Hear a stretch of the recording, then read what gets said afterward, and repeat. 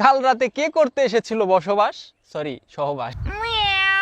এক রাজার শালীর নাম হলো রসা, বুঝছেন? আচ্ছা, মানে অরিজিনাল নাম হলো রসিকা। রাজায় ওরে আদর করে রসা ডাকে। এখন রাজায় ধুমধাম করে শালিরে বিয়া দিছে। বিয়া টিয়া দেওয়ার পরে কদিন পরে এই শালির জামাই মনে করেন বিদেশে গেছে গা। বলেন কি? বিদেশ চলে গেছে, নতুন নতুন বিয়া হয়েছে, আর নিজেরা সামলাই রেহা পারে নাই। এলাকার এক নেশাটির লগে প্রেম জমে এলাইছে, কথাবার্তি কয়। এখন একদিন ওই নাগরে কইতেছে কি, কয় শোনা তুমি আজকে রাইতে বেলা আইসো, তোমার মিষ্টি খাও। নাগর তো এই কথা হই না মনে করেন একেবারে 100 শরীরে জোশ চলে আইছে। এখন নাগর গেছে, আচ্ছা ঠিক আছে আমি রাইতে বেলা আইসা তোমার জানলায় টোকা দিবানি, তুমি বাইরে কয়েছে। এখন মানে ডিল টিল করে চলে গেছে। যাওয়ার কতক্ষণ পরেই ওই জামাই বাবু মনে করেন রসার বাড়িতে বেড়াইতে গেছে। এখন রসা তো দেখে অনেক খুশি হয়েছে, কয় হাই রে জামাই বাবু এতদিন পরে আমার বাড়ি বেড়াইছে। এখন ওনারে বসায় টসায় মনে করেন রাই হ্যাঁ ভালো মন্দ খানা দানা পাকায়া পুকায়া খাওয়াইছে। আচ্ছা, এখন খাওয়াইটা বিকাল টিকাল হয়ে গেছে সন্ধ্যার দিকে। এখন রসা কয় জামাই বাবু বাড়ি যাবেন না? জামাই বাবু কয় না রে, আমি তো আজকে তোকে বাড়ি থাহুম। যখনই কইছে থাহুম তখনই তো মনে করেন রসার মাথায় আকাশ ভেঙ্গা পড়ছে, কয় হাই রে কি কয়। এখন মানে রসা এলো, রসার শাশুড়ি দুইজন হলো বাড়িতে থাকে, দুইটাই রুম, দুইজন দুই রুমে থাকে। এখন রসা তো বিপদে পড়ে গেছে, কয় কি করি। এখন জামাই বাবুরে কইতেছে, কয় জামাই বাবু আপনি যে আমার শাশুড়ির কাছে সনগা, আমি ওই রুমে থাইগে। জামাই বাবু কয় তুই কি পাগল হইছিস না, তোর শাশুড়ির হাতে আমি যে ঘুমামু? তুই এক কাম কর, তুই তোর শাশুড়ির হাতে হুগা, হ্যাঁ আমি যে তোর রুমে হই গে।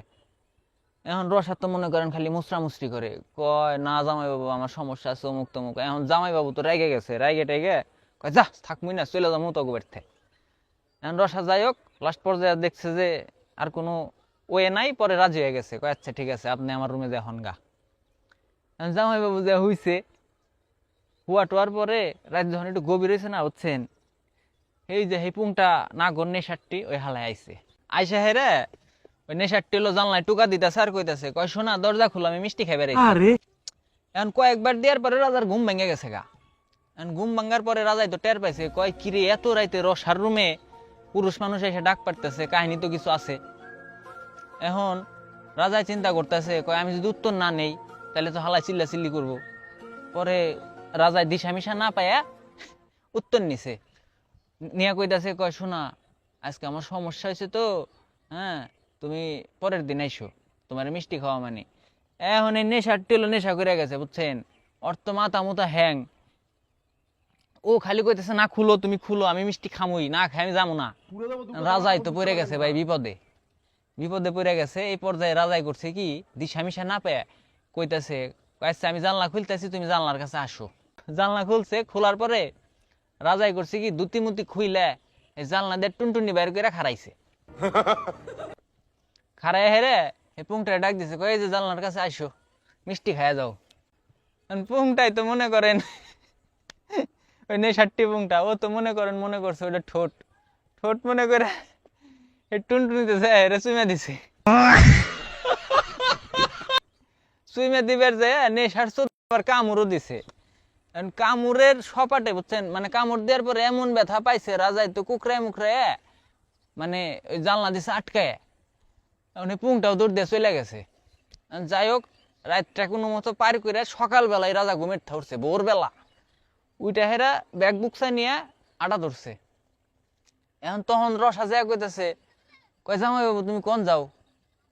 এখন রাজায় রাগ করে কইতেছে, ওরে রসা তুই কাকে দিয়েছিলি আশা, ব্যথায় আমার প্রাণ নাশ, কাল রাতে কে করতে এসেছিল বসবাস, সরি সহবাস।